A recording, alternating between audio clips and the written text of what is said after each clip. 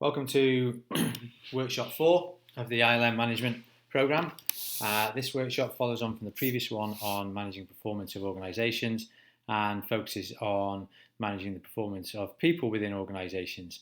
You were set several pieces of homework last time. They're on the screen now. I won't go through these with regards to this video, but please ensure you've submitted these to your tutor. The last session focused on the performance management process, and in particular the setting of KPIs and the importance of being able to monitor performance against set objectives. This session is going to focus on the importance of monitoring an individual's performance, the setting of SMART targets, and how you conduct appraisals. We discussed previously that to achieve KPIs you need to set realistic goals and realistic milestones that allow you to achieve those. And we usually use KPIs to help us check whether we are on track towards our targets. So a key performance indicator is an example of a regular measurement that shows the performance of your business and progress towards any targets you've set. More detail is on page 88 of your workbook with regards to this. We discussed how setting strategic KPIs links into departmental KPIs, team KPIs, and then within teams we have key personal objectives. Those key personal objectives therefore filter back up to the setting of strategic KPIs. More information can be found on the previous video from workshop 3 to explain this. So if we're talking about setting key personal objectives, we need to look at the benefits. And in terms of setting key personal objectives for individuals, there are lots of benefits. It certainly can help you measure performance. It can allow things to be clearer, more well defined. It can allow you to motivate people through achievement, feedback, fine tuning of what they're doing. It allows you to identify training needs for people within your organisation. Various other benefits include allowing you to identify strengths and direction. It allows you to clarify roles and objectives, and can also support you in terms of understanding members of your team. Okay, so lots and lots of benefits with regards to the setting of key performance indicators. If done well, extremely beneficial. If done badly, they can demotivate people. So please be careful when setting up KPOs, but certainly a huge range of benefits if you set them effectively.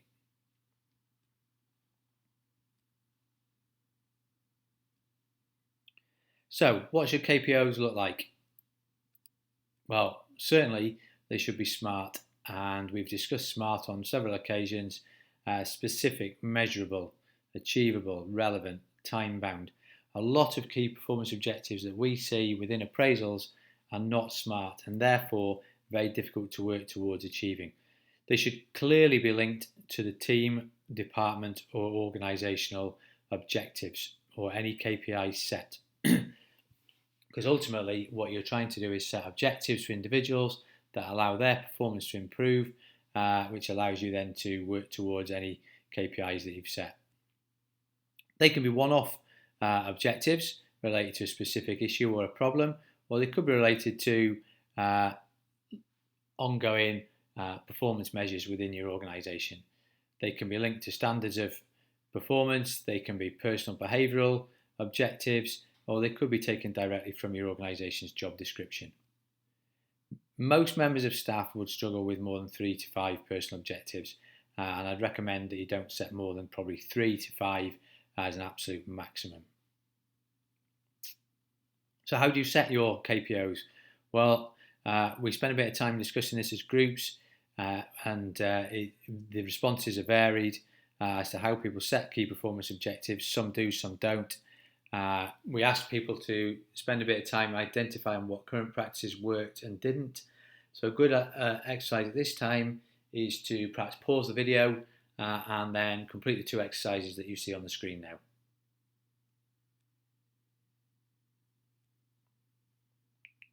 Welcome back. Once you have your KPOs, you have certain questions you need to ask yourself. How often will you collect the information? How will you collect the information? Who will do it?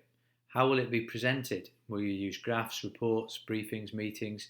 And how frequently do you set or change personal objectives for people? There's no specific correct answer on these. It's what works best for your business. There's lots of different methods you can use, but you do need to spend time considering these and considering how you will collect such information. And then you need to look at how you're going to use it to help you monitor people's performance. We're often asked the question, how do you deal with poor performance? Lots of examples on the screen now.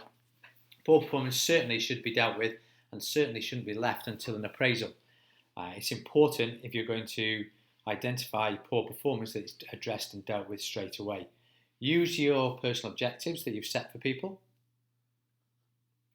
because this allows you to give them a clear benchmark as to how they're performing. Refer them to what you're doing as a department or as a team. If you have regular supervisory meetings or appraisals or reviews, then you can raise issues of poor performance, but I would suggest that these have been previously raised and only re-raised if they haven't been resolved. You shouldn't leave poor performance to a 6-monthly review or an annual appraisal, because chances are it's too late.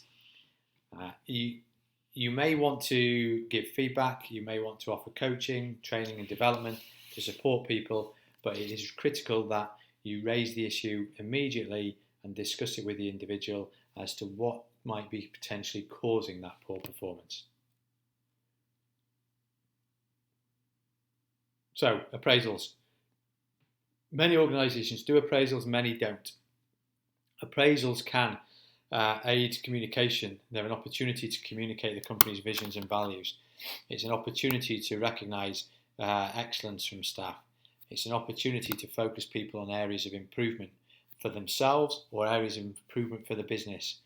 It's an opportunity to discuss training and development to support the improvement of a particular individual's skills.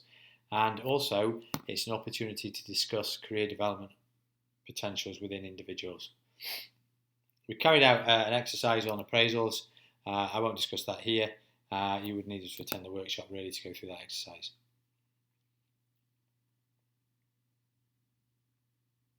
So, what is an appraisal? Well, generally speaking, an appraisal is a meeting between the manager and an individual, and will focus on a variety of different things. So it'll look at performance, it'll involve the setting of objectives, it will include the identification of training needs in order to help you achieve those objectives. It may also be an opportunity to discuss that person's career aspirations and discuss any other ideas which the person being appraised has about themselves or the organisation. Lots of different methods appearing on the screen now. You may or may not do any of these. You can research these online. I'm not going to discuss these at this point, but appraisals can take various different formats.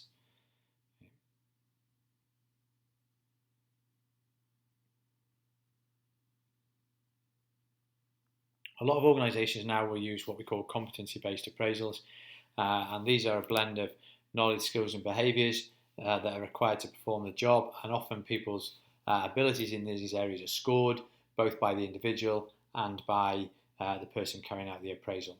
Competencies can cover a whole range of different areas. However, you have to be careful when using this sort of method, as the sort of competency ratings that you use or scales that you use, how do you assess things fairly, and how do you compare one person's scores with another? And it's you've got to be very careful with this sort of method that you don't get into a debate of I gave you a 2, you gave me a 3, and so on. And also, some people will see themselves in a more positive light or a more negative light, and again, you've got to be careful of that. However, the key for me with competency-based appraisals is change over time and differences of opinion. So the fact that I give you a 2 and you give me a 3, it's more the fact we've got a difference of opinion that needs discussing rather than a difference of score.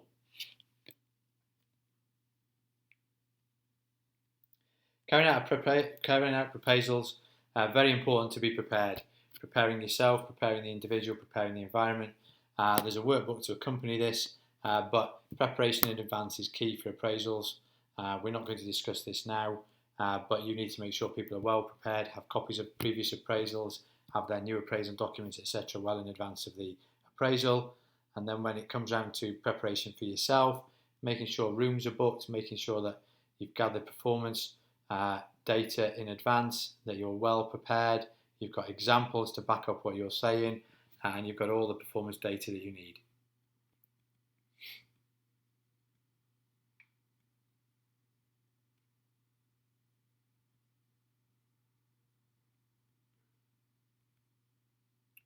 When you provide the individual you're going to appraise with their information, make sure you brief them fully, dates, times, locations, explain the purpose, give them copies of the appraisal documents, and ask them to review their performance in advance so that they too come prepared. If they're not arriving prepared, then I would suggest, likewise, if you're not prepared, then the meeting really needs to be rearranged, because if they turn up unprepared, then that's not really helping you or them, and I would ask them to provide you with any information you require in advance of the appraisal, not just to bring it to the appraisal, because that gives you the opportunity to review what information they've got and what they see in terms of their own ability.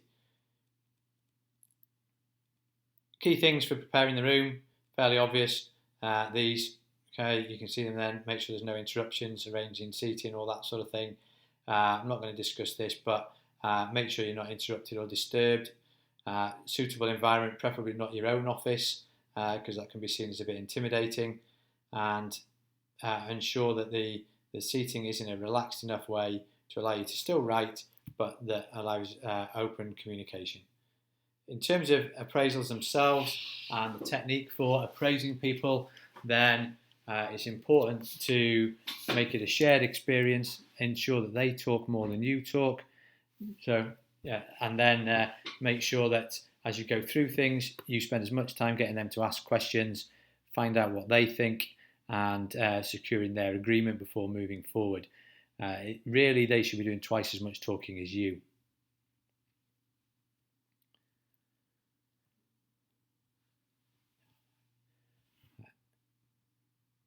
This continues to sort of back that up, really. Improving your listening skills is important, and it's an exercise in listening rather than talking for you, and asking questions rather than necessarily just giving answers. During the interview, try and make them at ease. I mean, you know them, so if you're carrying out an appraisal, you should know them anyway. So make it relaxed at the start. Try and be positive, put them at ease, and so on.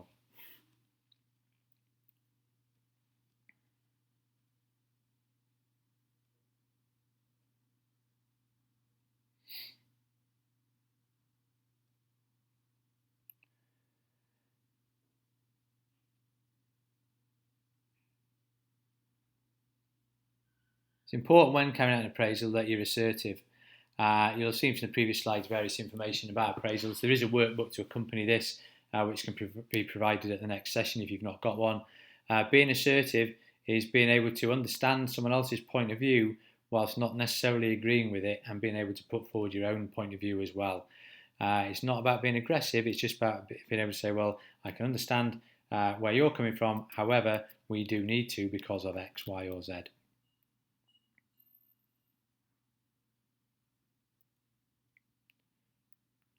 Don't skirt around successes or failures.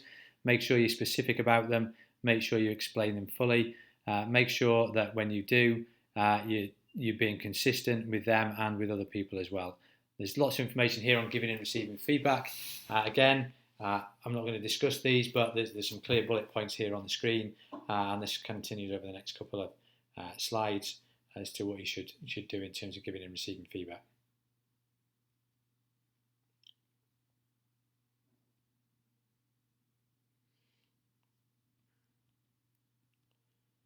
Once you've done that, set specific objectives. These need to be SMART, and the acronym for SMART is specific, measurable, agreed, realistic, or time-bound.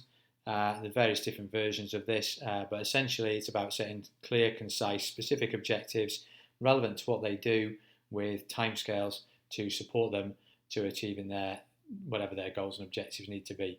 Too many appraisals have weak objectives, and then it makes it very difficult for people to achieve these. When you are setting them, make sure that they are monitored on an ongoing basis. So to recap, KPIs should be set that are clearly related to what your objectives are as a team or a department. So those SMART objectives should be related to the KPIs of the team or the department.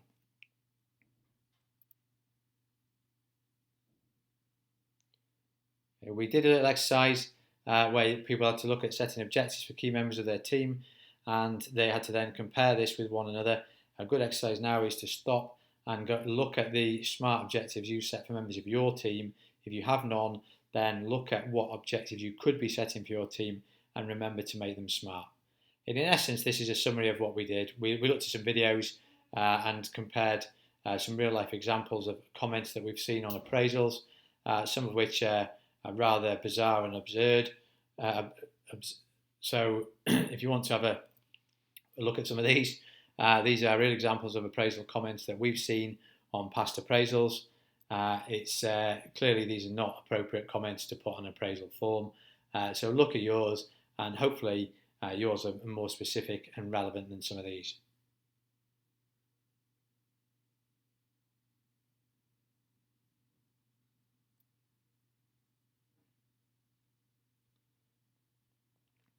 To summarise, give yourself enough time, book quiet rooms where there's no interruptions, make sure it's a shared experience, spend more time listening, summarise regularly, and remember an appraisal is an important part of your company's performance management. Your people in your team are your biggest investment. You probably spend more money on them than you do anything else, and it's important to give them that opportunity to identify what their strengths and areas for development are, because they're critical to the success of your team and department. And if you don't do appraisals, I'd strongly recommend you look at doing them, and you consult the work booklets for a lot more information, because clearly this is just a very quick potted summary of what we covered. Okay. Last few words. Summarise, fill in all the boxes on your form, keep referring back to it throughout the year. It's important that once it's done, it isn't put in a filing cabinet and never used. Explain the confidentiality of all the documents. Ensure that you have a copy, they have a copy, that it's signed and agreed. And then ensure that obviously that information is kept confidential because of things like data protection and so on. Finally, a bit of homework on the screen for you now. So perhaps pause and make a note of this. Thank you for listening. That's a very, very quick summary of performance management in terms of managing the performance of people. Hopefully it's been helpful. If you need more information, the work booklets have a lot more. Thank you for listening.